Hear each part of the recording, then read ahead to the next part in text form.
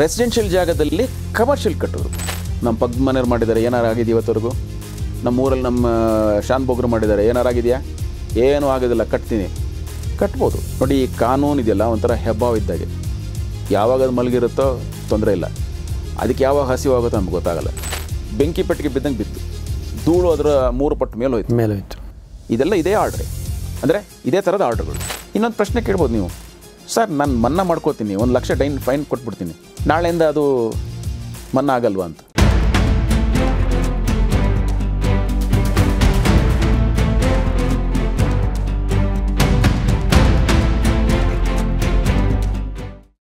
ರೀಸೆಂಟಾಗಿ, ಅಂದರೆ ಆ date may be very important, 17th December 2024 justice Pardiwala ಮತ್ತು ಆರ್ ಮಹಾದೇವನ್ ಅಂತೇಳಿ ಇಬ್ಬರು ವಿಭಾಗೀಯ ಪೀಠ ಇಂಥದ್ದೇ ಒಂದು ವಿಷಯ ಅಲ್ಲಿ ಬಂತು.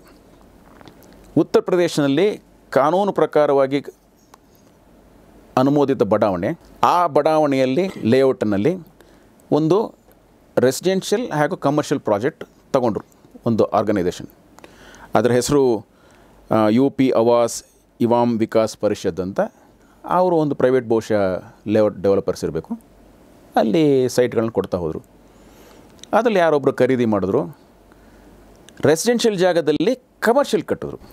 ನೋಡಿ, ಅಲ್ಲೇ ಕಮರ್ಷಿಯಲ್ ಇತ್ತು, ಪಕ್ಕದಲ್ಲಿ ಕಮರ್ಷಿಯಲ್ ಇತ್ತು, ಯಾಕೋ ಏನೋ ಅವರು ರೆಸಿಡೆನ್ಷಿಯಲ್ ಜಾಗದಲ್ಲಿ ಅದನ್ನು ತಗೊಂಡು ರೆಸಿಡೆನ್ಷಿಯಲೇ ಕಟ್ಟಿದ್ರು ಒಂದು ವಿಷಯ ಬೇರೆ ಇತ್ತು, ಕಮರ್ಷಿಯಲ್ ಭವನ ಕಟ್ಟಿದ್ರು.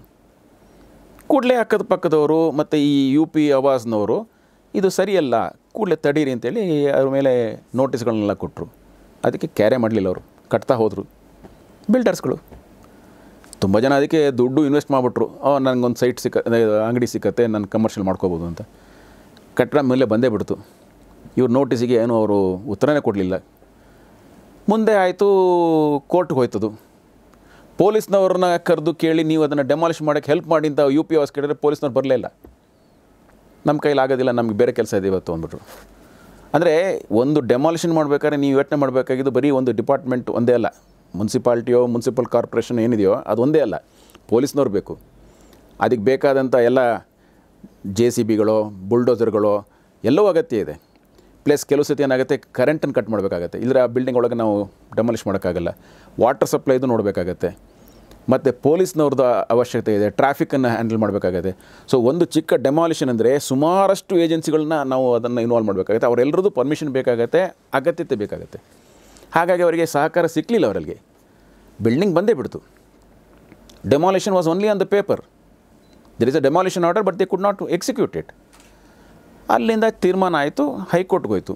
High court said the construction is illegal, it has to be demolition. ಇವರು ಸುಮ್ಮನೆ ಕೂತ್ಕೊಂಡ್ಬಿಟ್ರು. ಈ ಕನ್ಸ್ಟ್ರಕ್ಷನಲ್ಲಿ ಕೆಲವರು ಅಂಗಡಿ ತೊಗೊಂಡವ್ರು ಇದ್ದಾರಲ್ಲ, ಅವರು ಮೊದಲಿನ ಕೇಸ್ನಲ್ಲಿ ಅವರು ಭಾಗಿಯಾಗಿರಲಿಲ್ಲ, they are not parties to the case. Supreme ಕೋರ್ಟಲ್ಲಿ ಸ್ಟ್ರೇಟಾಗಿ ಹೋದರು, we are the purchasers of this commercial property, this order of demolition is wrong ಅಂತ ಹೇಳ್ಬಿಟ್ರು. ಅವ್ರು ಯಾಕೆ ಕೆಳಗೆ ಕೋರ್ಟಿಗೆ ಬಂದಿಲ್ಲೋ ಗೊತ್ತಿಲ್ಲ, ಯಾಕೆ ಸುಮ್ಮನೆ ಇದ್ರೋ ಗೊತ್ತಿಲ್ಲ. ಏಕ್ದಮ್ ಸ್ಟ್ರೇಟ್ ಸುಪ್ರೀಂ ಕೋರ್ಟ್ಗೆ ಹೋಗಿ ಅಲ್ಲಿ ಹೋಗಿ ಡೆಮಾಲಿಷನ್ ತಪ್ಪು, ನಮ್ಮನ್ನವರು ಸೇರಿಸ್ಕೊಳ್ಳಿಲ್ಲ ಅಂದರು. ಸುಪ್ರೀಂ ಕೋರ್ಟ್ ಅವರನ್ನು ಕೇಳಿ ಒಂದು ಮಹತ್ತರವಾದ ತೀರ್ಮಾನವನ್ನು ಮಾಡಿದ್ದಾರೆ. ಅದು ಬಹುಶಃ ಇಡೀ ದೇಶಕ್ಕೆ ಅದು ಅನ್ವಯ ಆಗುತ್ತೆ. ಆ ಸೀರಿಯಸ್ನೆಸ್ ನಮಗೆಲ್ಲರೂ ಗೊತ್ತಿರಬೇಕು. ಅವ್ರು ಹೇಳೋದು, you are a purchaser, you should be aware of law. ನಿನ್ನ ಕಾನೂನು ಗೊತ್ತಿರಬೇಕು.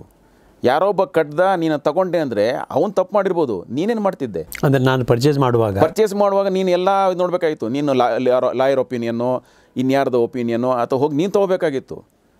ಆ ಬರುವಂಥ ತೊಂದರೆಗಳೇ ಅಂತ ನೀವು ಅದನ್ನು ಮನಸ್ಸಲ್ಲಿ ಇಟ್ಕೊಂಡಿರ್ಬೇಕಾಗಿತ್ತು, ತೊಗೋಬೇಕಾಗಿದ್ದು ನಿರ್ಧಾರ ಮಾಡಬೇಕಾಗಿತ್ತು. ನೀನು ಗೊತ್ತಿದ್ದು ತಗೊಂಡು ಈಗ ಗೊತ್ತಿಲ್ಲದಂಗೆ ಬಂದು ಈಗ ಇಲ್ಲಿ ಬಂದು ಸೇರ್ಕೊಳ್ಳೋಕ್ಕಾಗಲ್ಲ, ಈ ಡೆಮಾಲಿಷನ್ ಆರ್ಡ್ರ್ ನಿನಗೂ ಸಹ ಅಪ್ಲೈ ಆಗುತ್ತೆ ಅಂತೇಳಿ ಆರ್ಡರ್ ಮಾಡಿಬಿಟ್ರು. ಬರೀ ಅಷ್ಟೇ ಮಾಡಿದರೆ ಸಾಕಿತ್ತು. ಅದರೊಟ್ಟಿಗೆ ಒಂದು 12 ಡೈರೆಕ್ಷನ್ ಕೊಟ್ಬಿಟ್ರು ಅವರು, ಸುಪ್ರೀಂ ಕೋರ್ಟ್ ಅವರು. ಬಹುಶಃ ಅವರಿಗೆ ಇದೇನಾಗಿದೆ, ಸುಪ್ರೀಂ ಕೋರ್ಟ್ನಲ್ಲಿ ಏನಾಗಿದೆ, ಇಂಥದ್ದು ಎಷ್ಟೋ ಆರ್ಡ್ರ್ಗಳು ಆಗೋಗ್ಬಿಟ್ಟಿದೆ demolition order, but it is only on paper. ಯಾಕಂದರೆ ನಾನು ಹೇಳ್ದೆ ನಿಮಗೆ, ಬರೀ ಮುನ್ಸಿಪಾಲಿಟಿ ಒಬ್ಬರೇ ಕತ್ತಿ ಕೊಡ್ಲಿ ಇಟ್ಕೊಂಡ್ರೆ ಸಾಲದು, ಸುಮಾರಷ್ಟು ಏಜೆನ್ಸಿಗಳನ್ನ ಇನ್ವಾಲ್ವ್ ಮಾಡಬೇಕಾಗತ್ತೆ. ಹಾಗಾಗಿ ಸಹಕಾರ ಸಿಗ್ತಿರಲಿಲ್ಲ. ಅವರು ಪೊಲೀಸ್ನವರ ಸುಪ್ರೀಂ ಕೋರ್ಟ್ ಆರ್ಡ್ರಲ್ಲಿ, ಹೈಕೋರ್ಟ್ ಆರ್ಡ್ರಲ್ಲಿ ನನ್ನನ್ನು ಪಾರ್ಟಿ ಮಾಡಿಲ್ಲ, ನನಗೇನು ಆದೇಶ ಇಲ್ಲ, ನಾನೇನು ಫಾಲೋ ಮಾಡಬೇಕಾಗಿಲ್ಲ ಅಂತ ಸುಮ್ಮನೆ ಕೂತ್ಕೊಂಡ್ಬಿಡ್ತಿದ್ರು. ಈಗೇನು ಮಾಡೋರು, ಎಲ್ಲವನ್ನೂ ಸೇರಿಸಿ ಒಂದು ಆರ್ಡ್ರ್ ಮಾಡಿಬಿಟ್ರು. ಇನ್ನು ಮುಂದೆ ಇಂಥ ಡೆಮಾಲಿಷನ್ ಆರ್ಡ್ರ್ ಇದ್ದಾಗ ಇಂತಿಂಥವರೆಲ್ಲ ಅದರೊಟ್ಟಿಗೆ ಸೇರಿಕೊಳ್ಳೇಬೇಕು, ಸಹಕರಿಸಬೇಕು, ಡೆಮಾಲಿಷನ್ಗೆ ಅವಕಾಶ ಮಾಡಿಕೊಡ್ಬೇಕು, ಪೊಲೀಸ್ ಆಗಲಿ ಇವರಾಗಲಿ ಅವರಾಗಲಿ ಅಂತ ಒಂದು ಇಷ್ಟು 12 ಪಾಯಿಂಟ್ ಆರ್ಡರ್ ಮಾಡೋರು. ಅಂದರೆ ಒಟ್ಟಾಗಿ ಏನಂದರೆ, once a building is unauthorised, it is always unauthorised and there is no question of it getting regularised unless you bring the building back to order. Sanction ಪ್ಲ್ಯಾನಿನ ಪರಿವಿಧಿಯೊಳಗೆ ತರದೆ ನೀವು ಏನೇ ಕಟ್ಟಿರೂ ಸಹ ಅದಕ್ಕೆ ಕಾನೂನಲ್ಲಿ ಮಾನ್ಯತೆ ಕೊಡಲಿಕ್ಕೆ ಸಾಧ್ಯವೇ ಇಲ್ಲ ಅನ್ನೋದು ಇದು ಅಂತಿಮ ಸಂದೇಶ.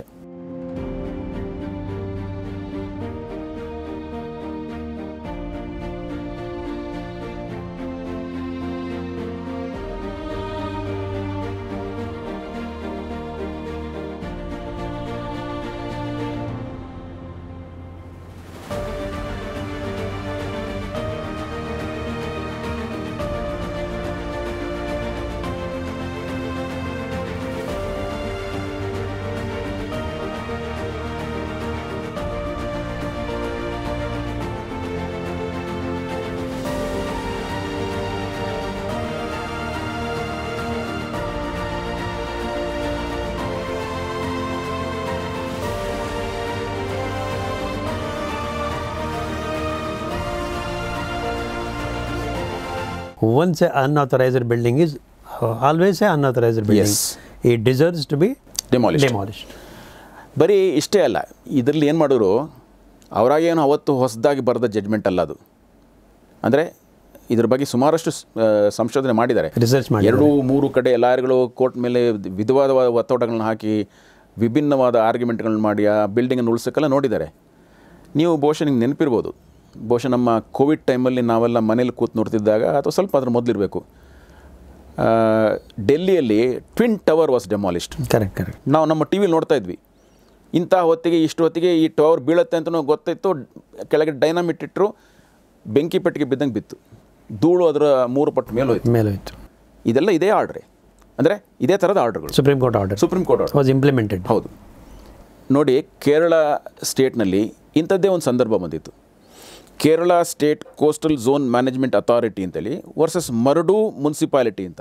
ಅದರ ಮರಡು ಅಂತ ಹೇಳೋ ಒಂದು ಮುನ್ಸಿಪಾಲಿಟಿ ಏರಿಯಾದಲ್ಲಿ ಬಂದಂಥ ಒಂದು ಕಟ್ಟಡದ ವಿಷಯ ಇದು. ಕೋಸ್ಟಲ್ ರೀಜನ್ಸ್ಗೆ ಅದೇ ಒಂದು ಕಾನೂನಿದೆ. ಅಲ್ಲಿ ಕೆಲವು ಅಲ್ಲಿ ಕಟ್ಟುನಿಟ್ಟುಗಳಿದೆ. ಕಟ್ಟಡಗಳನ್ನು ಕಟ್ಟುವಾಗ ಇಂಥ ವಿಷಯಗಳನ್ನ ಮನಸ್ಸಲ್ಲಿ ಇಟ್ಕೊಂಡು, ಸಮುದ್ರ ದಂಡೆಯಲ್ಲಿ ಹತ್ತಿರ ಇರುವ ನಗರ ಪ್ರದೇಶದಲ್ಲಿ, ಹೌದು, ಅದನ್ನು ಉಲ್ಲಂಘನೆ ಮಾಡಿ ಕಟ್ಟಿದ್ದಕ್ಕೆ ನನಗೆ ನೆನಪಿದ್ದಾಗ ನಾನು ನೆನಪಾಗ್ತಾ ಇದ್ದೆ. ನನಗೆ ಸುಮಾರು ಒಂದು 15-20 ವರ್ಷ ಹಿಂದಿನ ವಿಷಯ ಇದು. ಸುಮಾರು ಒಂದು 30-40 ಫ್ಲೋರಿನ ಕಟ್ಟಡ ಒಂದೇ ರಾತ್ರಿ ಹೊಡೆದಾಕ್ಬಿಟ್ರು ಅದನ್ನು. ಯಾಕಂದರೆ the entire building was constructed in violation of coastal zone management rules act. ಇದನ್ನು ಯಾಕೆ ನಾನು ಹೇಳ್ತಿದ್ದೀನಿ ಅಂದರೆ, ಪ್ರತಿಯೊಂದು ಜಾಗಕ್ಕೂ ಅದಕ್ಕೆ ಆದ ಒಂದು ಕಾನೂನಿದೆ. ನಾವು ಇವತ್ತು ಕೂತು ಬೆಂಗಳೂರಂಥ ಪಟ್ಟಣದಲ್ಲಿ ಮಾತಾಡ್ತಿರ್ಬೋದು. It could be in Uttar Pradesh, it could be in Kerala, it could be in Calcutta. ಆ ಊರಿಗೆ ಇದಕ್ಕೆ ಸರಿಯಾದಂಥ ಬೇರೆ ಬೇರೆ ಕಾನೂನಿರುತ್ತೆ. ಅದರ ಪ್ರಕಾರ ಕೆಲವು ನಿಬಂಧನೆಗಳಿರ್ತದೆ. ಅದರ ಪ್ರಕಾರವೇ ಕಟ್ಟಬೇಕು. ನಾನು ಬೆಂಗಳೂರಲ್ಲಿ ಕೂತ್ಕೊಂಡು ಡೆಲ್ಲಿಯಲ್ಲಿ ಇರೋ ಲಾನ ನಾನು ಅಪ್ಲೈ ಮಾಡ್ಕೊಳಕ್ಕಾಗಲ್ಲ. ನನ್ನ ರೀಜನ್ಗೆ ಏನು ಬರುತ್ತೋ ಆ ಕಾನೂನು ಪ್ರಕಾರವೇ ಕಟ್ಟಬೇಕಾಗತ್ತೆ. ಆ ಕಟ್ಟುವಾಗ ನಾನು ಏನಾದ್ರು ಉಲ್ಲಂಘನೆ ಮಾಡಿದರೆ, ಫಸ್ಟ್ಲಿ ಸೆಟ್ ಬ್ಯಾಕ್ ವೈಲೇಷನ್ ಮಾಡಿದ್ರೆ ಮತ್ತು ಯಾವ ರೀತಿಯಲ್ಲೂ ಅದನ್ನು ಸರಿ ಮಾಡೋಕ್ಕೆ ಸಾಧ್ಯ ಇಲ್ಲ. ಫ್ಲೋರಲ್ ವೈಲೇಷನ್ ಮಾಡಿದ್ರು ಸಹ ಭಾಳ ಕಷ್ಟ ಇದೆ, ಯಾಕೆಂದರೆ ಅದನ್ನು ನೀವು ಸರಿ ಮಾಡೋಕ್ಕಾಗಲ್ಲ. ಸಿಮಿಲರ್ಲಿ ಝೋನಲ್ ವೈಲೇಷನ್, ನಾನು ಹೇಳಿದರೆ ಈ 3 ವೈಲೇಷನ್ಗಳಲ್ಲಿ zonal violation may be is a slightly lesser violation in the sense it can be cured. ಅಂಗಡಿನ ತೆಗೆದು ಶಟರ್ಸ್ನ ತೆಗೆದು ಕಿಟಕಿ ಹಾಕ್ಬೋದು, ಮನೆ ಥರ ಕಾಣೋಂಗೆ ಮಾಡ್ಬೋದು. ಅದು ಬಿಟ್ಟರೆ ಇನ್ನೆರಡು ಆದರೆ it is gone for ever. Once A violation is a serious offence, always violation and is A continuing offence. ಇನ್ನೊಂದು ಪ್ರಶ್ನೆ ಕೇಳ್ಬೋದು ನೀವು, ಸರ್ ನಾನು ಮನ್ನಾ ಮಾಡ್ಕೋತೀನಿ, 1 ಲಕ್ಷ ಫೈನ್ ಕೊಟ್ಬಿಡ್ತೀನಿ, ನಾಳೆಯಿಂದ ಅದು ಮನ್ನಾ ಆಗಲ್ವಾ ಅಂತ. ನಾನು ಅವಾಗ ಅದನ್ನೇ ಕೇಳಿದೆ, ಅಕ್ರಮ ಸಕ್ರಮಕ್ಕೆ ಬಂದಿದ್ದೆ ಅದಕ್ಕೋಸ್ಕರ. ನಿಮ್ಮ ಅಕ್ರಮ ಸಕ್ರಮಕ್ಕೆ ಒಂದು ಬೇರೆ ಉತ್ತರ, ಒಂದು 5 ಲಕ್ಷ ಕೊಡ್ತೀನಿ ಅಥವಾ ಅದು ಏನು ಫೈನ್ ಹಾಕ್ತೀರಿ, ಫೈನ್ ಹಾಕಿ ನಾನು ಬಿಲ್ಡಿಂಗ್ ಅಥರೈಸ್ ಮಾಡಿ ಹಾಗೆ ಕೇಳಿದ್ದು. ನಾನೊಂದು ಬೇರೆ ಉದಾಹರಣೆ ಕೊಡ್ತೀನಿ. ನೀವು ವಕೀಲರು, ನೀವು ಅದು ಬೆಳಗ್ಗೆ ಶಿವಾಜಿನಗರದಿಂದ ಹೈಕೋರ್ಟಿಗೆ ಸ್ಕೂಟ್ರಲ್ಲಿ ಬರ್ತಿರ್ತೀರಿ. ಹೆಲ್ಮೆಟ್ ಹಾಕದೆ ಬಂದಿರ್ತೀರಿ. ನಿಮಗೆ ಒಂದು ಸರ್ಕಲಲ್ಲಿ ನಿಲ್ಲಿಸ್ಬಿಟ್ಟು ಒಬ್ಬ ಪೊಲೀಸು ಫೈನ್ ಹಾಕ್ಬಿಟ್ಟು ನಿಮಗೆ ಹೆಲ್ಮೆಟ್ ಇಲ್ಲ ಅಂತ ಫೈನ್ ಹಾಕ್ತಾನೆ. ನೀವು ಅಲ್ಲೊಂದು 200 ರೂಪಾಯಿ ಕಟ್ತೀರ ಫೈನು. ಈಗ 200 ರೂಪಾಯಿ ಇಲ್ಲ, ಅದು 1000 ರೂಪಾಯಿನೂ ಆಗಿರಬೇಕು. ಈಗ 2 ನಿಮಿಷಕ್ಕೆ ನೀವು ಅಲ್ಲಿಂದ ವಿಧಾನಸೌಧ ಸರ್ಕಲ್ಗೆ ಬರ್ತೀರಿ. ಅಲ್ಲಿ ಮತ್ತೆ ಪೊಲೀಸ್ ಹಿಡಿತಾನೆ. ನೀವು ಹೇಳ್ಬೋದಾ ನಾನು ಆಗಲೇ 200 ಕಟ್ಟಿದ್ದೀನಿ, ಇವತ್ತಿಡೀ ಹೆಲ್ಮೆಟ್ ಇಲ್ಲದೆ ಓಡಾಡ್ಬೋದು ಅಂತೇಳಿ? ಆ ಅಫೆನ್ಸು ಇದರಲ್ಲಿ ಇದಕ್ಕೆ ಮಾತ್ರ ಸೀಮಿತ ಅಷ್ಟೇ. ಇದು ಹೊಸದು, ಇಲ್ಲಿ ಮತ್ತೆ ಕಟ್ಟಬೇಕು ನೀವು. ಅದು ಕಂಟೋನ್ಮೆಂಟಲ್ಲಿ ಕೊಟ್ಟಿದ್ದು ಹೋಯ್ತದು. ನಾನು ಇಲ್ಲಿ ಮತ್ತೆ ಹೊಸದಾಗಿ ಫೈನ್ ಕೊಡಬೇಕು. So it can never be continuous offence. It's a continuing offence. Continuing until the life of the building, not the person. ನಾನು ಇದೆಲ್ಲ ನನಗೆ ತಲೆನೋವು ಬೇಡ ಅಂದ್ಬಿಟ್ಟು ನಾನು ಮಾರ್ಬಿಟ್ಟು ಹೆಗಡೆ ಅವ್ರಿಗೆ ಮಾರ್ಬಿಟ್ಟು ಹೋಗ್ಬೋದು. ಹೆಗಡೆ ಅವ್ರ ಮೇಲೆ ಮುಂದಾಗತ್ತಾ? It continuous.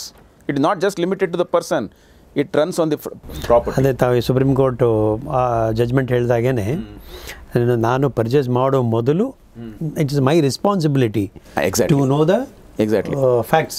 ಹೌದು, ಅದು ಕಾನೂನುಬದ್ಧವಾಗಿದೆಯಾ ಇಲ್ವಾ ಅಂತ. ಅದಕ್ಕೆ ನಾನು ಮೊದಲೇ ನಮ್ಮ ಈ ಚರ್ಚೆಯ ಪ್ರಾರಂಭದಲ್ಲೇ ಕೇಳಿದೆ, ನಾನು ಒಂದು ಸೈಟ್ ತೊಗೋಬೇಕಾದ್ರೆ ಅಥವಾ ಕಟ್ಟಡ ಕಟ್ಟಬೇಕಾದ್ರೆ ನನ್ನಲ್ಲಿ ಇರಬೇಕಾದ ದಾಖಲೆಗಳು ಏನು, ಯಾವ್ಯಾವ ಪೇಪರ್ಸ್ ನಾನು ನೋಡಿ. ನಿಮ್ಮ ಪ್ರಶ್ನೆ ಭಾಳ ಸುಲಭ, ಉತ್ತರ ಮಾತ್ರ ಭಾಳ ಕಠಿಣ ಅಷ್ಟೇ. ಯಾಕಂದರೆ ಇದು ಈ ಕಠಿಣವನ್ನು ಯಾರೂ ಅರ್ಥ ಮಾಡ್ಕೊಳಕ್ಕೆ ಹೋಗಲ್ಲ. ಯಾಕಂದರೆ ಇದು ನಮಗೆ ಬೇಡ. ನಮ್ಮ ಪಕ್ಕದ ಮನೆಯವ್ರು ಮಾಡಿದ್ದಾರೆ, ಏನಾರು ಆಗಿದೆ ಇವತ್ತವರೆಗೂ? ನಮ್ಮ ಊರಲ್ಲಿ ನಮ್ಮ ಶಾನ್ ಬೋಗ್ರು ಮಾಡಿದ್ದಾರೆ, ಏನಾರು ಆಗಿದೆಯಾ? ಏನೂ ಆಗೋದಿಲ್ಲ, ಕಟ್ಬೋದು. ನೋಡಿ, ಈ ಕಾನೂನು ಇದೆಯಲ್ಲ ಒಂಥರ ಹೆಬ್ಬಾವು ಇದ್ದಾಗೆ. ಯಾವಾಗ ಅದು ಮಲಗಿರುತ್ತೋ ತೊಂದರೆ ಇಲ್ಲ, ಅದಕ್ಕೆ ಯಾವಾಗ ಹಸಿವಾಗುತ್ತೋ ನಮ್ಗೆ ಗೊತ್ತಾಗಲ್ಲ. ಹಸಿವಾದಾಗ ಒಂದು ಸತಿ ಬಾಯಿ ಹಾಕ್ತು ಅಂದರೆ ಮತ್ತು ಬಾಯಿ ಅಷ್ಟೇ, ಅದು ಅದರ ಹಲ್ಲಿನ ಇದರಿಂದ ಹೊರಗೆ ಬರೋಕ್ಕೆ ಸಾಧ್ಯನೇ ಇಲ್ಲ. ನಮ್ಗೆ ಅನಿಸುತ್ತೆ ಇಷ್ಟು ವರ್ಷ ಏನೂ ಮಾಡಿಲ್ಲ, ಇನ್ನೇನು ಮಾಡದೇ ಇರ್ಬೋದು ಅಂತ. ನೋಡಿ, ಈಗ ಇದೇ ನಿದರ್ಶನ. ನಾವು ಈಗ ಬಂದರೆ, ಈಗ ಈ ವಾಸ್ತವತೆ ಬಂದರೆ, ಈ ಒಂದು ಆರ್ಡ್ರಿಂದ ಆಗುವಂಥ ಪರಿಣಾಮ ಏನು ಅಂತ ಯೋಚನೆ ಮಾಡಿದಾಗ ಆಕ್ಯುಪೆನ್ಸಿ ಸರ್ಟಿಫಿಕೇಟ್ ಅಂತ ಒಂದು ಕೇಳಿರ್ಬೋದು ನೀವು. ಬಿಲ್ಡಿಂಗನ್ನು ಕಟ್ಟುವಾಗ ನೀವು ಫಸ್ಟ್ ಕಮೆನ್ಸ್ಮೆಂಟ್ ಸರ್ಟಿಫಿಕೇಟ್ ಅಂತ ಹೋಗಬೇಕಾಗುತ್ತೆ. ಅಂದರೆ ನೀವು ಸ್ಯಾಂಕ್ಷನ್ ಪ್ಲ್ಯಾನ್ ಒಂದೇ ಅಲ್ಲ, ಸ್ಯಾಂಕ್ಷನ್ ಪ್ಲ್ಯಾನ್ ಇದೆಲ್ಲ, ಇನ್ಯಾಕೆ ಕಮೆನ್ಸ್ಮೆಂಟ್ ಸರ್ಟಿಫಿಕೇಟ್ ಅಂತ ಕೇಳ್ಬೋದು ನೀವು. Commencement certificate is different from sanction plan. So sanction plan ತೊಗೊಂಡು ನಂತರ ನೀವು ಕಟ್ಟಲಿಕ್ಕೆ ಹೋಗುವಾಗ ಕಮೆನ್ಸ್ಮೆಂಟ್ ಸರ್ಟಿಫಿಕೇಟ್ ಅಂತ ಕೇಳಬೇಕಾಗ್ತದೆ. ಕಮೆನ್ಸ್ಮೆಂಟ್ ಸರ್ಟಿಫಿಕೇಟ್ ತಗೊಂಡ ಮೇಲೆ ಕಟ್ಟಬೇಕಾಗ್ತದೆ. ಕಟ್ಟಿ ಮುಗಿದ ಮೇಲೆ ಅದನ್ನು ಉಪಯೋಗಿಸೋ ಮೊದಲು ಆಕ್ಯುಪೆನ್ಸಿ ಸರ್ಟಿಫಿಕೇಟ್ ಅಂತ ಹೇಳ್ತೀವಿ. ಅದು ಕೆಲವು ಕಡೆ ಕಂಪ್ಲೀಷನ್ ಸರ್ಟಿಫಿಕೇಟ್ ಅಂತ ಹೇಳ್ತೀವಿ ನಾವು. ಒಂದೊಂದು ಮುನ್ಸಿಪಾಲ್ಟಿಲಿ ಒಂದೊಂದು ಅದಕ್ಕೆ ವ್ಯಾಖ್ಯಾನ ಇದೆ. ನೋಡಿ ಹೆಗ್ಡೆ ಅವರೇ, doctor GN Khajuria versus Delhi development authority ಒಂದು ಕೇಸಲ್ಲಿ ಒಂದು ಅಲಾಟೆಡ್ ಪ್ಲಾಟ್ ಇತ್ತು. ಅದನ್ನು ಪಾರ್ಕಿಗೆ ಸೀಮಿತವಾಗಿತ್ತು. ಪಬ್ಲಿಕ್ ಪಾರ್ಕ್ ಅಂದರೆ ಎಲ್ರಿಗೂ ಅದು ಉಪಯೋಗವಾಗುವಂಥ ಪಬ್ಲಿಕ್ ಪಾರ್ಕ್. ಅದನ್ನು ಅಥಾರಿಟಿಯವರು, ಅಂದರೆ ಡೆಲ್ಲಿ ಡೆವಲಪ್ಮೆಂಟ್ ಅಥಾರಿಟಿಯವರು ಒಂದು ಶಾಲೆಗೆ ಅಲಾಟ್ ಮಾಡಿಬಿಡ್ತಾರೆ. ಪಾರ್ಕಿಗೆ ಕೊಟ್ಟ ಜಾಗವನ್ನು ಅಥಾರಿಟಿಯವರೇ ಶಾಲೆಗೆ ಅಲಾಟ್ ಮಾಡಿದರು. ಹೌದು. ಆ ಕೇಸು ಸುಪ್ರೀಂ ಕೋರ್ಟ್ವರೆಗೆ ಹೋಗಿ ಅಲ್ಲಿ ತೀರ್ಮಾನ ಆಯಿತು, once it is given for a park, it could not been reallotted to a school. There is some collusion by the officers of DDA ಅಂತೇಳಿ ಅವ್ರ ಮೇಲೆ ಆ್ಯಕ್ಷನ್ ತೊಗೊಳ್ಳಿ ಅಂತ ಬಂತು. ಇಂಥ ನಿದರ್ಶನಗಳು ಇದೆ. ಸೊ ನೀವು ಆ ಲೇಔಟ್ ಮಾಡುವಾಗ ಆ ಜಾಗವನ್ನು ಪಾರ್ಕಿಗೋಸ್ಕರ ಇಟ್ಟಿದ್ರಿ, ಅದನ್ನು ಪಾರ್ಕಿಗೆ ಕೊಡಬೇಕು. ಹೌದು. CA ಸೈಟನ್ನು ಏನಕ್ಕೆ ಕೊಟ್ಟಿದ್ದೀರಿ, ಏನಕ್ಕೆ ಹೇಳಿದ್ದೀರಿ, ಅದಕ್ಕೆ ಇಡಬೇಕು. ಹೌದು. ಅದನ್ನು ನೀವು ಸ್ಕೂಲ್ಗೋ ಅನಾಥಾಶ್ರಮಕ್ಕೋ ಮತ್ತೊಂದಕ್ಕೋ ಕೊಡೋ ಹಾಗಿಲ್ಲ. ಇದನ್ನು ಯಾಕೆ ಹೇಳ್ತೀನಿ ಅಂದರೆ, ನೀವು ಕೇಳಿರಿ, ಒಂದು ಪ್ರಾಪರ್ಟಿ ತೊಗೊಳಕ್ಕೆ ನಾನು ಅಷ್ಟೆಲ್ಲ ವರ್ಷದ ಡಾಕ್ಯುಮೆಂಟ್ ನೋಡಬೇಕಾ ಅಂತ. ಕರೆಕ್ಟ್. ಈಗ ನಿಮಗೆ ಎಲ್ಲಿ ಗೊತ್ತಾಗುತ್ತೆ ಅದು ಸ್ಕೂಲ್ಗಿತ್ತೋ ಪಾರ್ಕಿಗಿತ್ತೋ ಅಂತಾರೆ? ಒರಿಜಿನಲ್ ಮೂಲ ಪ್ರತಿ ನೋಡ್ಬೇಕು ನೀವು. ಆವತ್ತು ಅದು ಸ್ಕೂಲ್ಗಿದ್ರೆ ಸ್ಕೂಲೇ, ಅವತ್ತು ಪಾರ್ಕಿಗಿದ್ರೆ ಪಾರ್ಕೆ. ನಾನು ಅದು ಯಾಕೆ ನನಗಾಗತ್ತೆ, ನಾನು ನೋಡ್ತಾ ಇರೋದು ಇವತ್ತಿನ ಪತ್ರ, ಇವತ್ತಾಗಲೇ ಬಂದಾಗಿದೆ, ಸಾಕಲ್ವಾ ಅಂತ ಹೇಳಿದ್ರೆ ತಪ್ಪಾಗ್ಬೋದು. ಈ ಸುಪ್ರೀಂ ಕೋರ್ಟ್ ಆರ್ಡರ್ ಬಂದಿದ್ದು 2024 ಡಿಸೆಂಬರ್ 24. ಆದರೆ ಇದ್ರ ಬಗ್ಗೆ ಸುಮಾರು ವರ್ಷ ಹಿಂದೆ MI builders private limited versus Radhe Shyam Sahu ಅಂತ ಹೇಳೋ ಕೇಸಲ್ಲಿ ಸಹ ಇದೇ ಥರ ತೀರ್ಮಾನ ಆಗಿದೆ. ಆ ತೀರ್ಮಾನದಲ್ಲಿ ಎಲ್ಲಿವರೆಗೆ ಹೋಗಿದ್ದಾರೆ ಅಂತೇಳಿದರೆ, there is no alternative to the construction which is unauthorized and illegal, it should be dismantled ಅಂತ ಹೇಳ್ಬಿಟ್ಟು ಹೇಳಿದ್ದಾರೆ. So there is no concession at all of any nature, ಇದು ಮಾಡಲೇಬೇಕು ಅಂತ ಆಗಲೇ ತೀರ್ಮಾನ ಮಾಡಿಬಿಟ್ಟಿದ್ದಾರೆ. ನೋಡಿ, ನಾನು ನಿಮಗೆ ಹೇಳಿದೆ, ಕರ್ನಾಟಕದಿಂದ ಹೋದಂಥ ಆ್ಯಕ್ಟ್ ಅಕ್ರಮ ಸಕ್ರಮ ಬಗ್ಗೆ ಈಗಾಗಲೇ ತೀರ್ಮಾನ ಆಗದೆ ಉಳಿದಿದೆ ಅಂತ, ಸುಪ್ರೀಂ ಕೋರ್ಟಲ್ಲಿ ಪೆಂಡಿಂಗ್ ಇದೆ ಅಂತ.